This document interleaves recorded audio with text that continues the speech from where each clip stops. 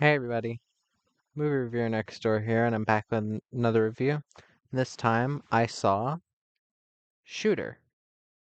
This is a 2007 action thriller film directed by Anton Fuqua, and it stars Mark Wahlberg, Michael Pena, Danny Glover, Ned Beatty, Kate Mara, Elias Koteas, Rona Mitra, and Rade Serbegia. In this film, a marksman living in exile is coaxed back into action after learning of a plot to kill the president. Ultimately double-crossed and framed for the attempt, he goes on the run to track the real-life killer and find out exactly who exactly set him up and why. So, what did I think of Shooter? Um, I was recommended this by a friend. Um, I really enjoyed it. Is it original? No, that's part of my issue with it.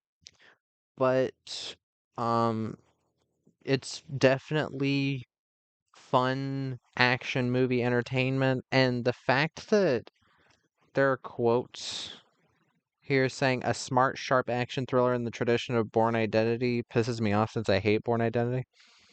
But yeah. Uh, let me get to the cast. Mark Wahlberg plays Bob Lee Swagger. He's a Marine sniper, former Marine sniper, who is sorry,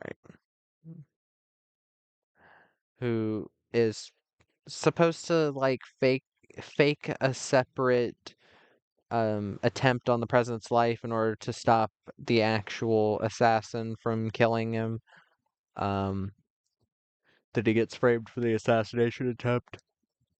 Uh,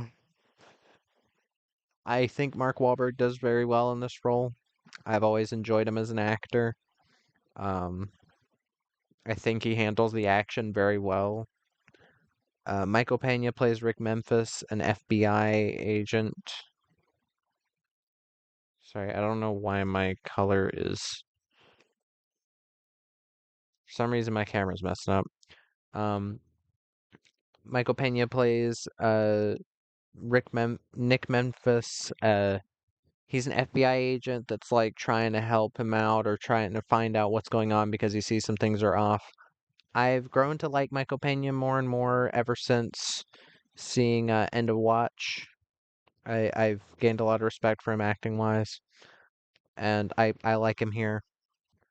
Danny Glover plays Colonel Isaac Johnson. He's the guy that gets Bob Lee on the job. I always like Danny Glover. I think he plays this character pretty well. Ned Beatty plays Senator Charles F. Meacham. He's also embroiled in the scheme.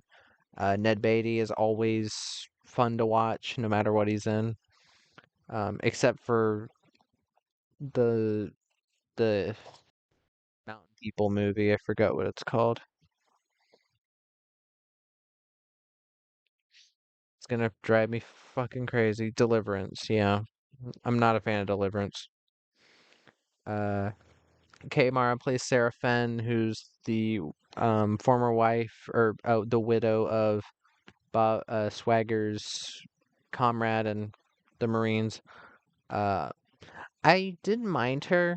I like Kate Mara as an actress, but I think the southern accent she does is a bit over the top. She was born in New York, so I don't know why she's putting on this accent. Rooney Mara, her sister, I swear does a better southern accent that I've heard. Elias Koteas plays Jack Payne, another guy embroiled in the scheme. I like Elias Koteas. He's one of those villains that you just want to see get what's coming to him. Uh, Rona Mitra plays Lourdes Galindo. She's a character that's working in the FBI building that kind of slowly starts to believe um, Memphis's stuff about what's going on. Um, I don't mind Rona Mitra as an actress. I don't think she's a great actress. She started out as a model for Lara Croft in some of the Tomb Raider ads back when the first game came out, I think. And she also sang as the character for an album, which that's cool. Um, I don't mind Rona Mitra though. She works here. I wish she had a bit more to do, plot wise, because she kind of disappears. I'll get to that. And Rade Sarbegia plays Michael Sandor, who's another guy who has to do with the scheme. I like Rade. He's pretty good in pretty much everything he's ever been in. But okay, with this film, I really do enjoy it. I do. I think it is a very fun action film. It doesn't it deals with political issues, but from a way where I feel like nobody would be like, "Oh yeah, this is a conservative movie or a movie made by liberals." It feels very bipartisan in that way, and I think that makes it a lot more enjoyable. That it's not trying to pit you against one side. It's not like, "Oh, they're conservative mercenaries after Bob," or they're liberal mercenaries. I'm glad that it's just mercenaries or whatever. And that makes it a lot more enjoyable. You're not alienating your audience. You're not shoving in subtext where it doesn't need to be or anything. I'm glad. The action is very well done. Very a lot of practical stuff. I didn't notice a lot of CGI. The explosions are practical. Very well done practical explosions. Um, you get to see a house get exploded at the end, which is awesome. There's a lot of explosions, there's a lot of gunplay, and very well done gunplay. It's very brutal, very unrelenting at times. Some really nice headshots, body shots too. It does everything you'd want a sniper movie to do, or a movie about a sniper to do.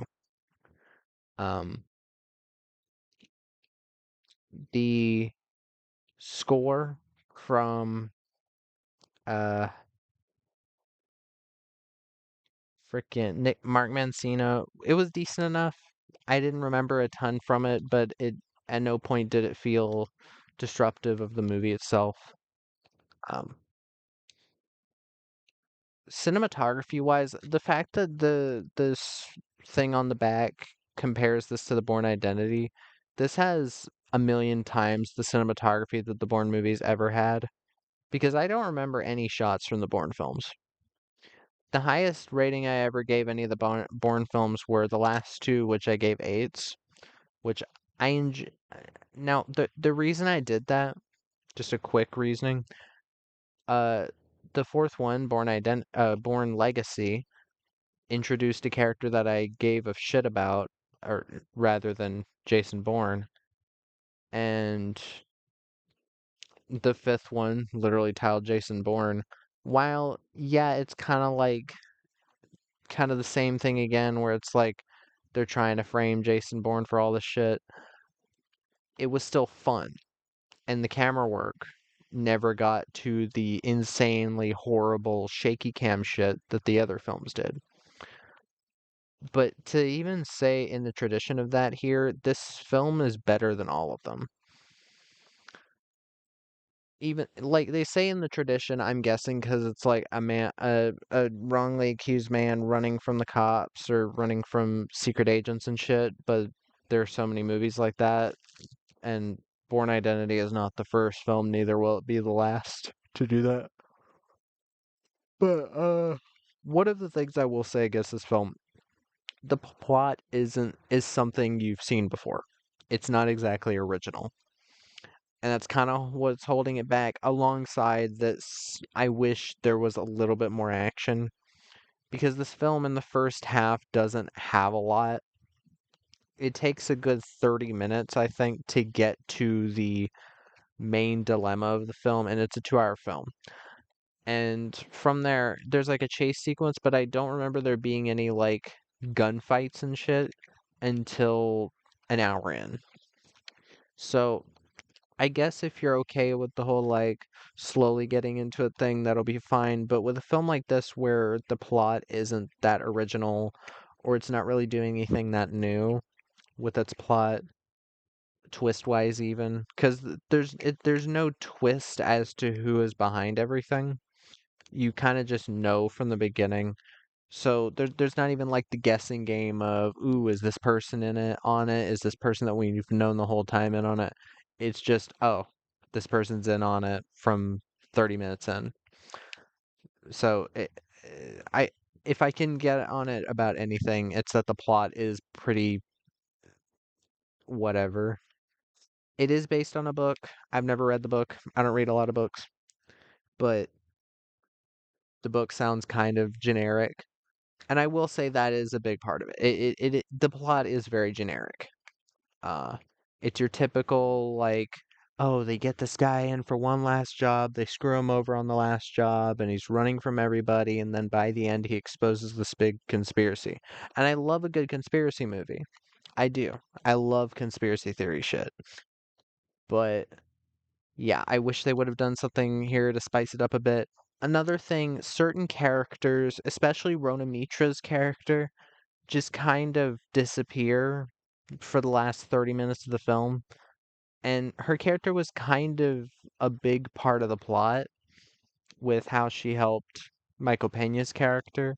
So it was a little bit disappointing that there's not like a resolution to anything between them because they seemed like kind of friendly, like they were getting to like each other more. And I'm not saying make it a love interest thing, but I just wish there was a bit more to it.